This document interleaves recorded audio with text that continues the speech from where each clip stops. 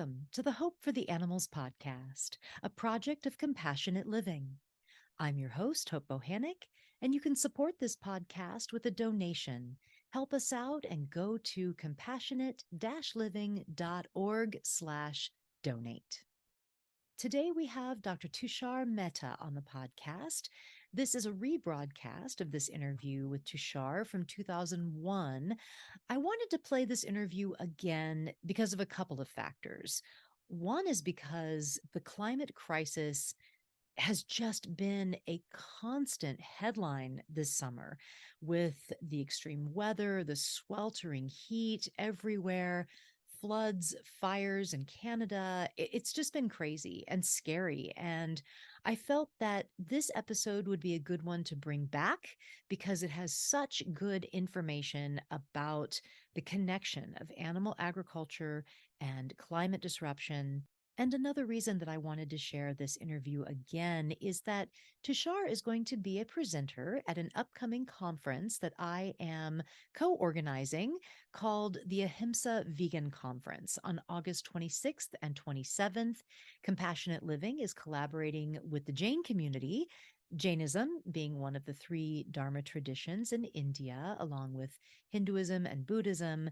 And for the Jains, and we've talked about this on the podcast before, but just in case, just a reminder, the Jains, their main tenet, their highest principle is ahimsa, nonviolence. And there is a growing segment of the Jain community that are vegan, that are embracing vegan living as a natural extension of their belief in ahimsa, which is so amazing to see. And Tushar is Jain, and he'll be speaking at our upcoming Ahimsa Vegan Conference in August 26th and 27th. His panel is called The Interconnectedness of Human, Animal, and Planetary Health. This conference is online. It's free. I hope you can join us. I'll put a link to the registration in the show notes and the website so you can go and get more information. I'm so excited to rebroadcast this very important episode. It was a really popular episode as well. I think that you will really enjoy it. Even if you listened to it before, re-listening to it, I still got so much out of it. It's so important to get this message out there now more than ever. We have to start making changes. We have to start finding solutions, and the right solutions, the solutions that are truly going to make a difference, like veganism. In this episode, Tushar debunks regenerative grazing, which, of course, the animal agriculture industry is proposing as a solution, something that is going to swoop in and save the day so you can still eat your meat. But that is not the case. And Tushar helps us to unpack why regenerative animal agriculture is just greenwashing. So I hope you enjoy this rebroadcast. Okay, here we go.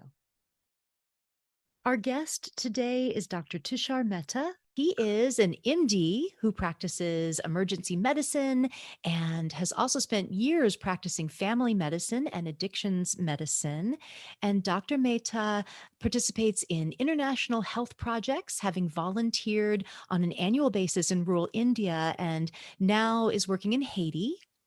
And he also co-founded Plant-Based Data, plantbaseddata.org. It's an online database that collects and organizes the most important academic and institutional literature regarding the impact of plant-based diets on our health and the environment and food security. And he lectures on these topics and emphasizes the interconnectedness of human, animal, and environmental well-being. Welcome to the podcast, Tushar. Thank you, Hope. Thanks for the invitation. Absolutely. We're glad to have you. So, why don't we start with a little about you? When and why did you go vegan? What got you interested in these issues and in also maybe in data and health and the environment? Tell us a bit about you. Yeah, I think my beginnings were visiting India as a child and starting with compassion towards humans because I saw so much poverty when I was a child and it had a deep impact on me and made me really think and wonder about the suffering of other people, or the happiness and well-being of other people too. So as I got older, I also became very sensitive to environmental issues as well as animal issues, as part of that same thought process. So, as a teenager, I became vegetarian and I learned about veganism, which was something that I didn't think I could do. But as I learned more and more about it over the years and got better and better at understanding how to eat healthy and all the different amazing foods that are out there, I became vegan for about 10 years. I'm vegan now. So there's definitely an ethical component to that.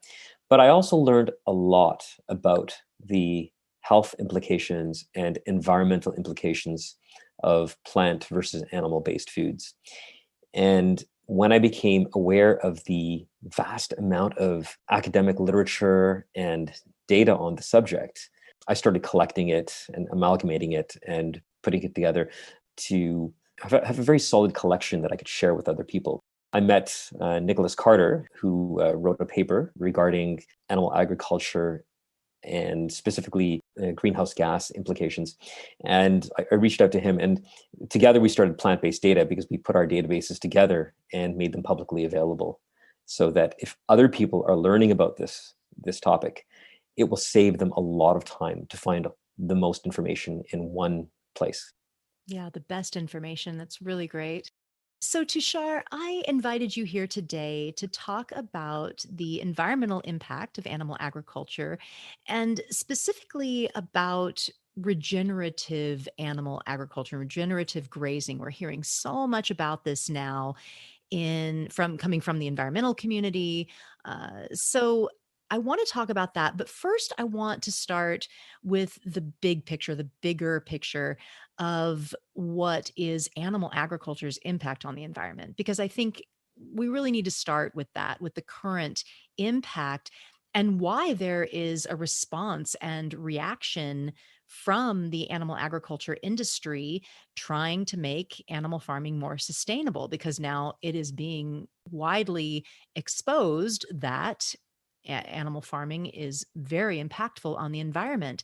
So, can you start with the bigger picture, just maybe a little bit about what animal agriculture's impact is on our planet? I think that's a very good place to start. Most of the time, people don't understand the bigger picture and the major factors that play a role in global environmental problems. When I give a lecture on this, when I give a lecture about animal agriculture and the global environmental impact, that's a talk that I give frequently. We have to realize that there are now nearly 8 billion people on the planet. Very soon, we're going to be about 10 billion. And according to United Nations data, by the end of this century, we can be about 12 billion, but there's a range, right? We may shrink down to less than 10 billion towards the end of the century, or we may go up to 15 billion towards the end of the century, because there are different possibilities for human reproduction. So we have a huge population.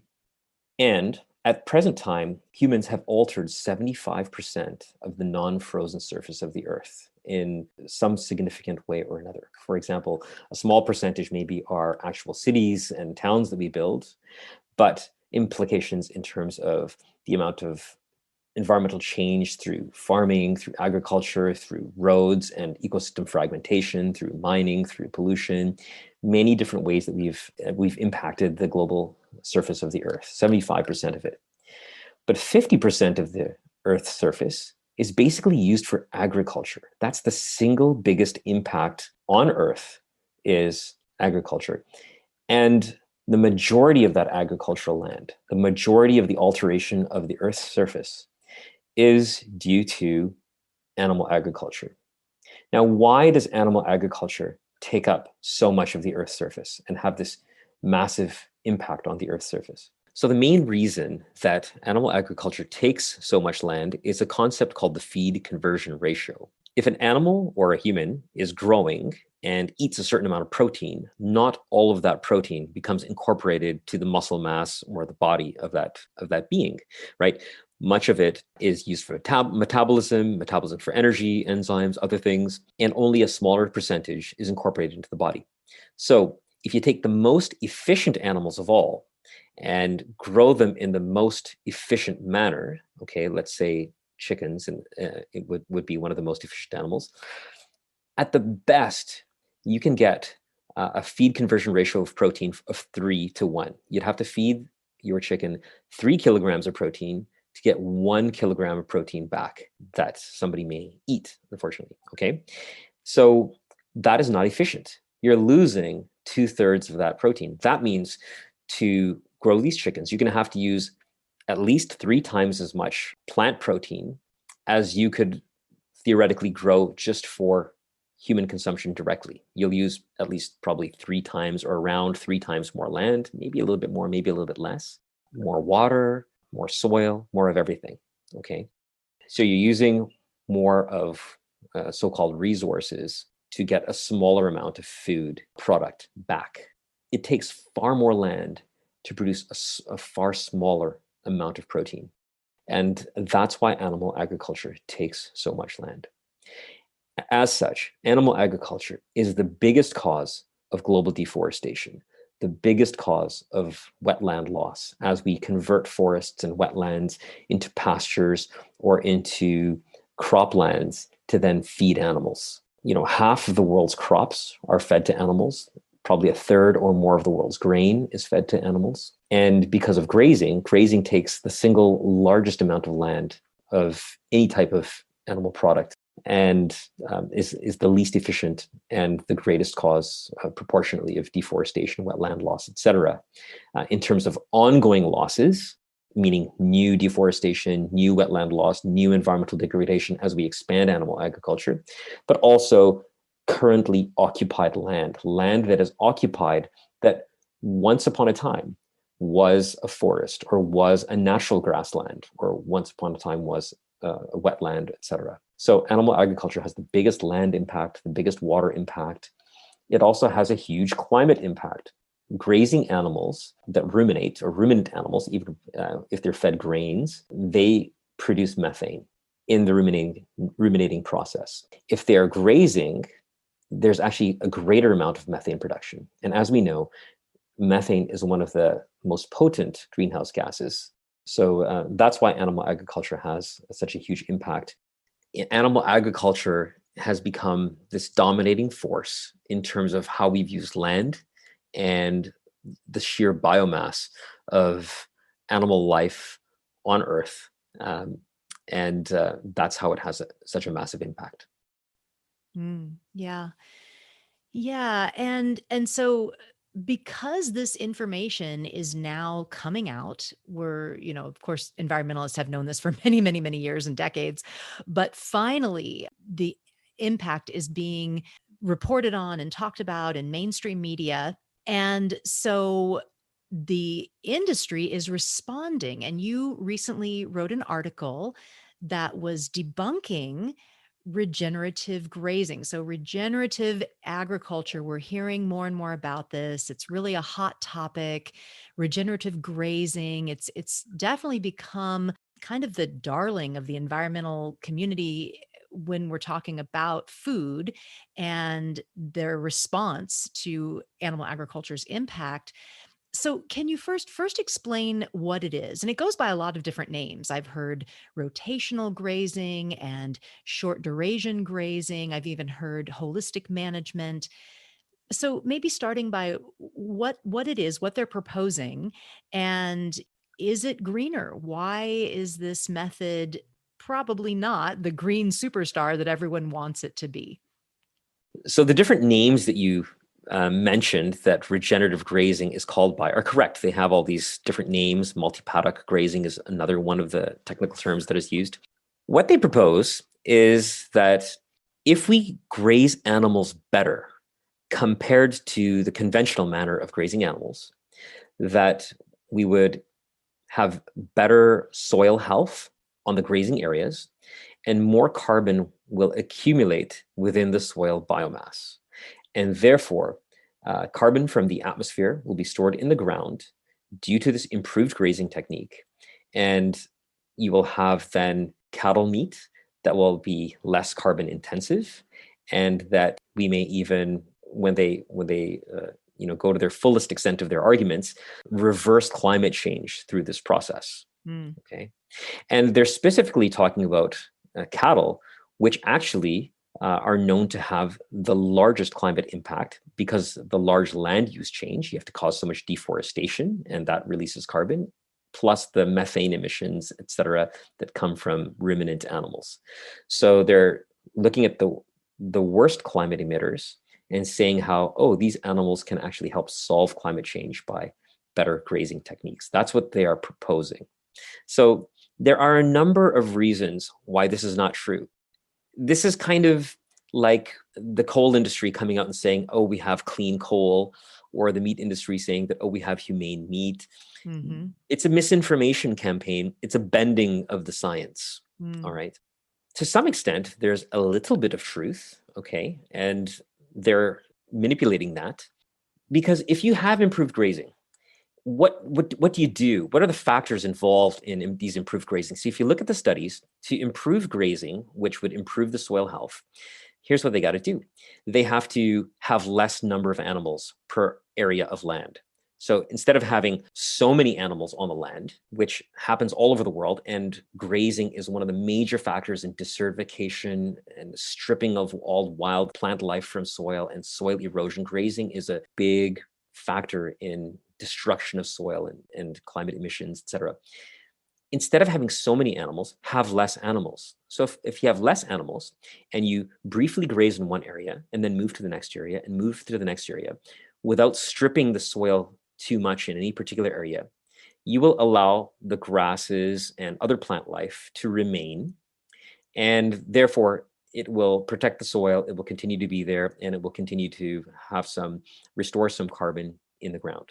But it's only possible to store new carbon in the ground when you have land that is previously very degraded. So if you're starting with an area that's been very degraded by bad forms of agriculture, whether it's grazing or really poor plant-based agriculture, which has depleted the soil a lot, and now you replace it with a better form of agriculture that's easier on the land and allows more biomass to grow on the land and to remain on the land, then that soil will start to regenerate, restore somewhat, and the plant life will draw more carbon into the ground, into the roots, and eventually decompose and become part of the soil matter. Okay.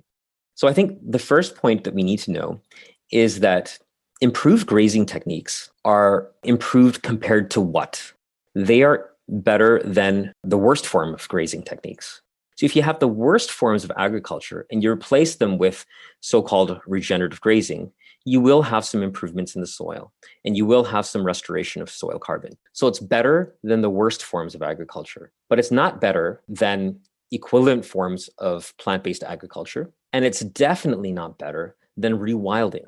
If you want to take land that is being damaged and you want to restore the most amount of carbon into that land and draw the most amount of carbon out of the atmosphere, the best thing you can do is rewild the land. Mm-hmm. And in that case, you're not just measuring the soil carbon that is increased. Rewilding land will increase soil carbon, probably more in most cases than best forms of so-called regenerative grazing. Okay, but you're also getting the total plant biomass that grows into trees and plants and roots, so above ground and below ground plant biomass.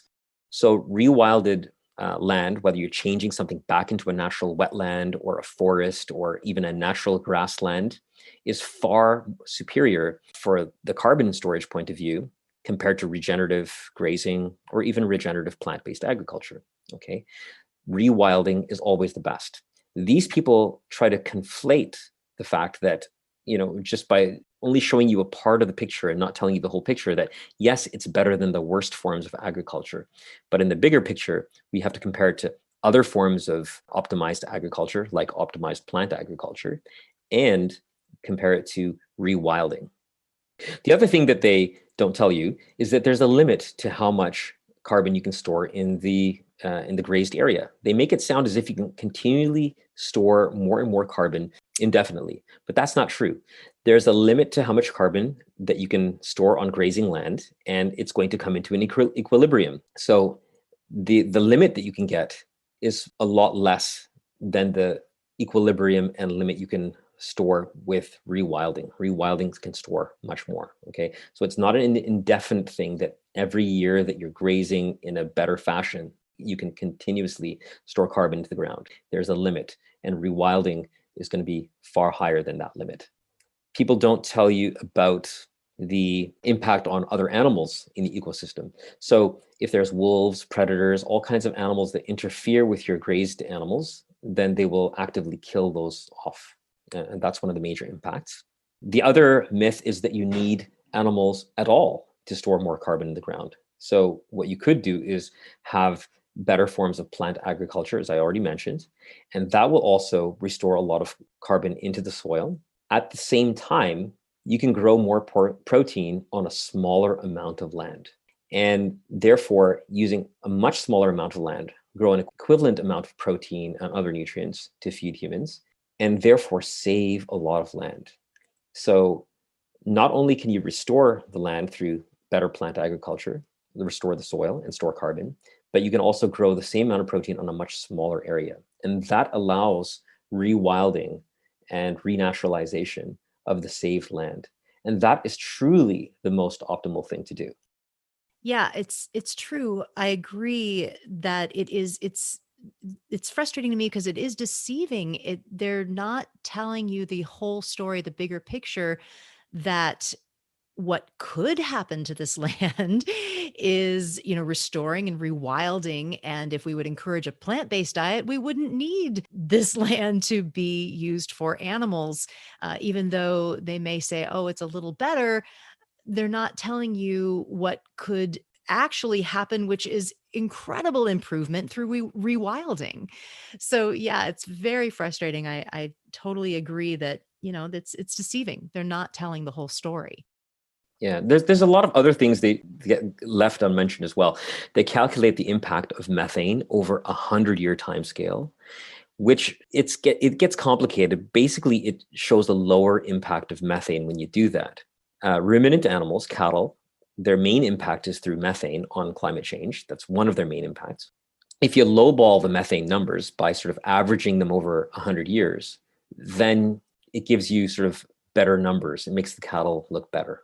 20 years is actually more realistic because methane only stays in the atmosphere. Most of the methane will only stay in the atmosphere for about 12 years. So averaging the impact of methane over 20 years is a better way to go, actually. I know that will get a little bit more technical, but I'll just leave it at that. The other things that they don't say is that just the reality that places like the Amazon being deforested and the Cerrado and other tropical areas are being destroyed for animal agriculture, in the environmental movement or on Netflix and on the internet. You're going to have these movies like Kiss the Ground and Sacred Cow telling you these little stories on TV, when in reality there's this whole-scale destruction of these forests and displacement of indigenous people. And in fact, cattle grazing was one of the ways in which colonial people sort of destroyed indigenous peoples, right? They took up all these lands that were previously used by indigenous peoples. This was one of the major factors in this colonial process, which is now ongoing in the Amazon, right? So there's a huge human rights component to this too. And again, it completely neglected because people who promote regenerative grazing are so well able to make these very pretty looking movies with nice images, but really they're creating in those type of places, they create such a small amount of edible protein using such a large amount of land. Yeah. And we should remember that climate change is not the only problem. Land use and water use are bigger problems even than climate change. And many times the environmental movement only looks at climate change or mostly looks at climate change without looking at these other parameters, which are of such huge importance. So you talked about a specific farm, White Oak Farm, and they even have, I think, an education program for children and stuff. They're all about the regenerative agriculture, animal agriculture. So tell us about this farm because you found some interesting information about the data that they're putting out. Tell us about White Oak Farm. So White Oaks Pasture is a farm which purports this regenerative organic type of agriculture without using pesticides, etc. And having multiple species present on this farm. Like there's cattle, there's pigs, there's chickens and some other animals too. And they present themselves as a family farm type of scenario, right? Something a little bit more traditional, et cetera. And General Mills buys a lot of their products. For example, the cattle products that come from there are bought by General Mills for one of their products that they market. So they're connected with. I just want to say it's the From White Epic, Oaks. right? Yeah, they're Epic beef jerky, I think it Epic is, beef right? jerky, and you see that at Whole Foods at the checkout counter. Yeah. I see. Okay, Yeah. so that's right. So that's the stuff. Now, Yeah. so these guys are tied with mass animal agriculture. General Mills is mass, not just animal agriculture, but just multinational agriculture industry. That's General Yeah. Mills. Okay. Now, General Mills is one of the major funders of the study of white oaks pastures, as well as the beef checkoff program and some other things like that. Some of the people who worked on this study that was produced about white oaks pastures actually worked for General Mills and beef checkoff and so forth. Okay. And so this is a farm that's tied to the multinational agriculture industry and the meat industry. And the study about this white oaks pastures showing that they have some carbon benefits is funded by these guys. Okay. And then the results of that is then used to promote these products and promote the idea of regenerative grazing, et cetera. What we found is that they're just doing the typical things. They are not telling you that there's a limit to how much carbon you can store. One of the things that happens there is that they're able to store more carbon in the ground by fertilizing the ground. If you fertilize the land, then you have more amount of plant growth. And they sort of present it to you as, hey, this land is being fertilized by the animals. Animals are grazing and pooping and then fertilizing the land, and we're having better growth. That's one of the ways that they are saying that we are storing carbon in the ground. But if an animal is just eating from a piece of land and then pooping on that same land, you're just cycling the same nutrients. You're not giving additional nutrients for additional plant growth that will then store carbon in the ground. What they have is a huge amount of external feed that comes onto the land. So all the chickens that live there are fed by external feed. And so the chickens are fed by external feed, and then all of their manure is then used as fertilizer on the farm. That's an external source of fertilization coming from elsewhere, okay? Yeah. And then fertilizing this land, which gives you carbon storage gains. As well, there's a certain amount of straw, a large amount of straw and hay that comes external from the farm to help feed the cattle there. Again, the nitrogen, phosphorus, and other nutrients from that straw are eaten by these animals and then contributed to the soil. So it's actually not just these animals that are helping to restore carbon in the land there. They are actually having a large amount of external nutrients put onto the soil through feed. Somebody may argue that these animals are eating that food and pooping it out, and it's that poop that causes fertilization. Well, in that case, remember that the food is from external sources, so you're transferring nutrients from another part of the land, which may be fertilized through chemical fertilizers, et cetera, that are now transferred onto this land. A bunch of water.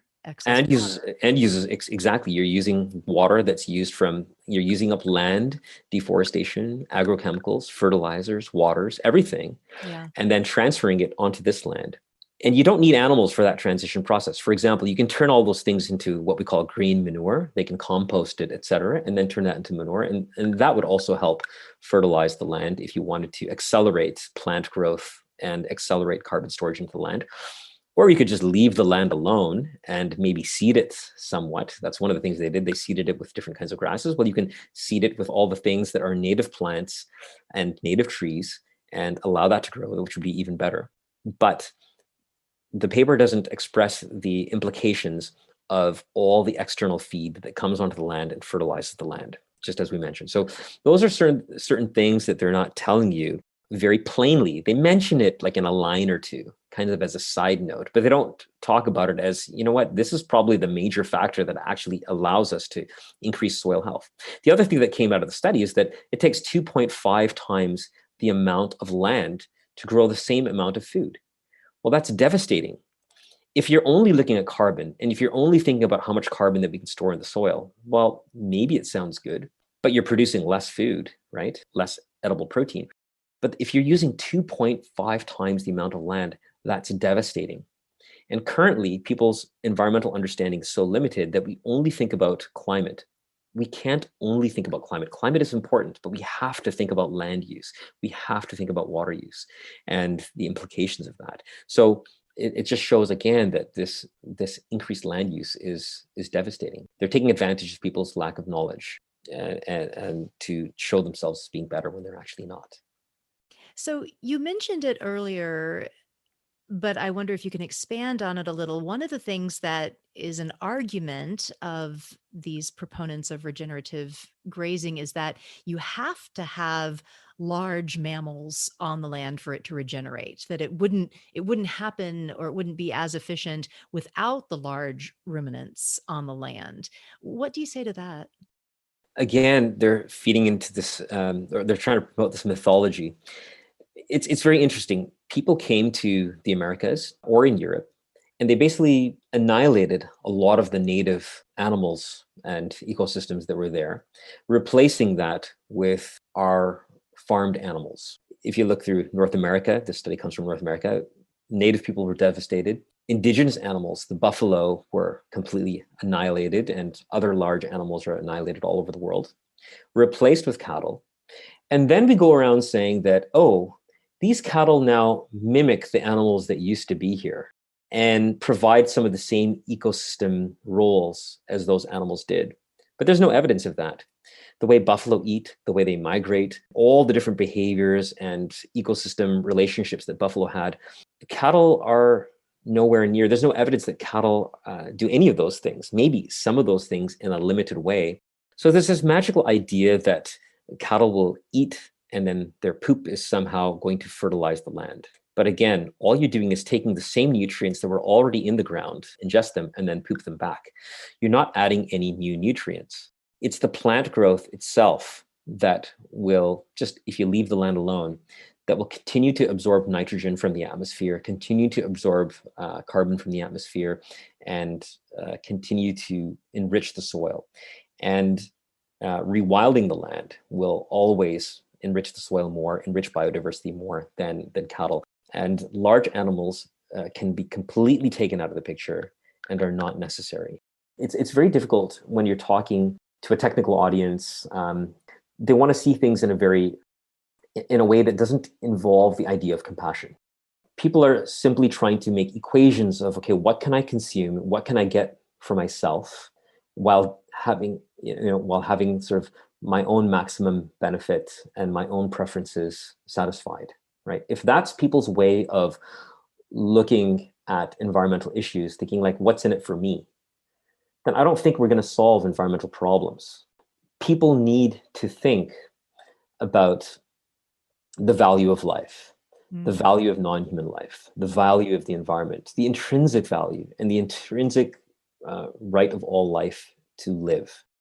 If we prioritize that, we're going to make different decisions than if we simply view the world as a set of mathematical equations that, okay, I can emit this much carbon, I want to eat this much meat, and I can switch from this meat to this meat, and therefore satisfy my own food habits and have this sort of selfish view of how we're going to solve environmental problems, rather than a view that recognizes the importance of life, the importance of all life, and make decisions based on that. And I don't think we're doing that. So the importance of, I think, thinking in this way will translate to different environmental decisions that will actually have a chance at protecting the planet. So something that confuses me is around the locavore movement, or eating a more local diet. Now, this is very popular now, and you see the local label on, everything at the health food store. But it's such a meat-centered or animal product heavy diet, really. I mean, that they're very into local meats and local animal products. And it just doesn't make sense to me, because you need so much more land to breed and raise and kill animals compared to plant farming. So I don't understand why locavores aren't natural allies to the vegan movement, really, because there's just not enough land to eat locally. Like if we wanted to eat locally, it would be much easier, much better to do it plant-based. So what is the disconnect there? Why don't locavores recognize this dilemma, and why are they so into meat? Yes, I think there's multiple factors at play here, but there's again a lot of misinformation and misunderstanding around this issue, Yeah. and there's a lot of bias in this issue as well. Mm. First of all, we do want to support local farming and local agriculture, at least the best forms of it, right? And that's important. Farmers are important. Having more farming integrated with our communities, people from cities participating in growing food and more aware of how food is grown and supporting local economies, these are all really, really important things. We're always going to have some food that comes from far away, but having a better locavore movement is going to be important. But we shouldn't oversimplify and think that everything has to come from locally. There's a very good study showing that if people ate locally, maintained the same kind of diet that they normally consume with meat and animal products, but sourced it all locally, there may be a certain amount of carbon savings. But if people just went, fully plant-based vegan 1 day a week, they would exceed the carbon savings from going locavore 7 days a week. You'd actually have far more carbon savings and less environmental impact just going plant-based a single day a week. And that doesn't speak to the fact that if people are sourcing some local meat, there may be animal-based foods that are grown with lesser impact elsewhere, and transporting them over from far away may still be better than eating local meat. But even better than that is the plant-based foods, wherever they come from. As well, though, there's a lot of bias in this locavore movement. Part of this locavore movement originated in Canada, actually, and they're talking about then eating local meats, etc., while at the same time completely neglecting the fact that beans and lentils are actually local foods. Canada turns out to be the second largest producer of beans and lentils in the world. Hmm. And the people who were talking about the locavore movement, who were Canadian, completely neglected this fact. And it just shows you how biased, how extremely biased that these people were in the first place. And the same holds true for the USA. There's lots of beans and lentils that grow throughout the USA. Much of these are also akin to indigenous foods. The Three Sisters, Aboriginal people throughout the Americas, in South America, Central America, North America, people grew the Three Sisters, beans, corn, and squash together. And these plants provided a complete nutrition package, and each plant supported the other plant in various ways to make a very complete type of farming. The locavore movement has this, much of it has a lot of bias, but I hope that's going to change. And that is changing, I think. So I want to ask you about your project, plantbaseddata.org. And I think this is something that is so critical right now because we seem to be moving into this post data era where there's this distrust of facts, distrust of science, and it's really dangerous. So why did you start this project, and tell us the importance of science around these issues? I think that science is crucial to understanding these issues. Unfortunately, science is often misunderstood or misused. Mm.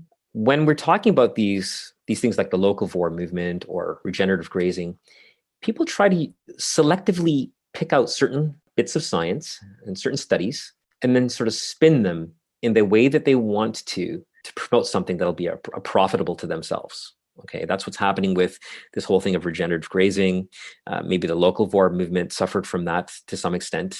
And that's a problem. What we really need is a more complete and comprehensive view of multiple factors and the science around that.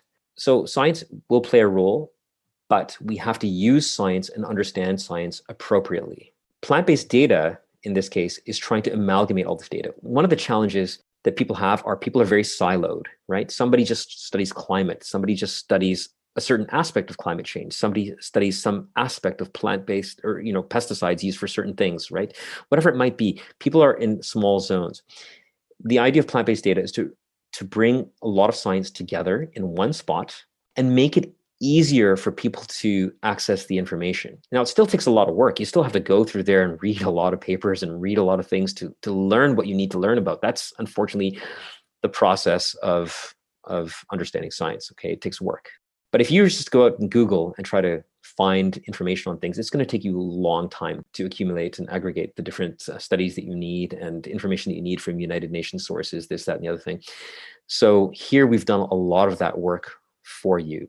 Anybody from the general public or policymakers, academics, students, activists, teachers, it's meant for people who want to access this information in a more comprehensive, faster way for whatever their purpose is. That's wonderful. I think it's so important. And I really am so glad that you're doing this. What a great project. And we'll definitely put a link in the show notes. And I really encourage people to tell others about it and share it far and wide, because we need this kind of critical thinking and a good science to bolster what we're talking about. Well, Tushar, I ask all my guests this, and I want to ask you too. What gives you hope for the future? That's a good question, Hope. I think we're in a difficult position right now. That on the one hand, there are people who say, "Oh, there's no hope whatsoever," and on the other hand, there are people who say, "Oh, yeah, everything's going to be fine. We're going to fix everything. We're going to invent some technology that's going to fix everything." And I'm somewhere in between. There is definitely hope. There are a lot of things that can be changed, that can be turned around. There's a huge capacity for humans to learn, to do brilliant things, to work together and change the world around us. At the same time, there's a lot of potential for humans to be selfish and not look at the bigger picture of things, to take half measures that end up not accomplishing much. Things can go in many directions. So I believe that neither the worst or the best is inevitable. And what it's going to take is going to take a lot of teamwork to continue to learn, to educate ourselves, and to educate other people, and to change the way that we do things. Right. So we're somewhere in between there. And there's a lot to be done. All right. So, kind of half hope. There's a lot of potential for the good and the bad, and we have to work together Yeah. to solve these, to make it go towards the good side. Yeah, And no, that you that know, makes a lot of sense. It's true. And we're kind of at this crossroads that could go either way. And it's we're really at an interesting place in history with the environmental impact in particular, because of just how bad it could get or how much better it could get. And we're kind of at that place right now where we have to really make big changes and big decisions to make it better. So yeah, it's true. It could go either way. and the human impact as well. People say very oversimplified things. Some people say, "Oh, we may just wipe out all the humans and the earth will be fine." That's not true. Humans are tough. Nobody's going to wipe out all the humans. That's a very, it's an oversimplification to think that humans will just wipe themselves out. We will take most of their life. If that's what we're doing, we're going to take all the rest of life with us. Maybe, Yeah, we don't do want the that. whales deserve to die because humans are wiping themselves out? Yeah. Do all these other ecosystems deserve to be extinguished as humans wipe themselves out? Sure, maybe 50 million years from now, you're going to have new ecosystems, but that's not the point. No. Life that is here now has intrinsic value and its Yes. own right to survive, and that has to be recognized. Absolutely. And I appreciate so much all that you do to help make that happen, to bring about that better, beautiful, healed world that we all want. And your data driven information is so critical. So I really appreciate that. I appreciate all that you shared with us today. Thank you for being with us, Tushar. Thank you for all the same things, Hope, and looking forward to always working together. Thank you for listening to the Hope for the Animals podcast, a project of compassionate living. So, as I said in the intro, when I re listened to this episode, when I was considering replaying it, I again got so much out of it. Tushar is so knowledgeable and breaks it down so clearly. This is It's just critical information that needs to go out far and wide. So please share this episode with your networks, post it on social media, share it with your friends. You can really help us to reach more ears, more people with this incredible, critical information and message. You can also hear more from Tushar by going to our upcoming Ahimsa Vegan Conference on August 26th and 27th. It's online, it's free. We have numerous amazing speakers at this event, including my husband, Kojin Bohannik, who has been on this podcast a few times now. He will be on a panel called Jain Philosophy, Ahimsa, and Veganism. So, if you are curious about the concept of ahimsa, the philosophy of nonviolence, please join us and learn more about this really amazing ancient teaching and how it is intersecting with modern veganism. I'll put a link to that conference website in the show notes. I hope you can join us. I hope to see you there. And I also hope that you are staying cool out there in this extremely hot summer. Take care of yourself, enjoy some dairy free ice cream, and live vegan.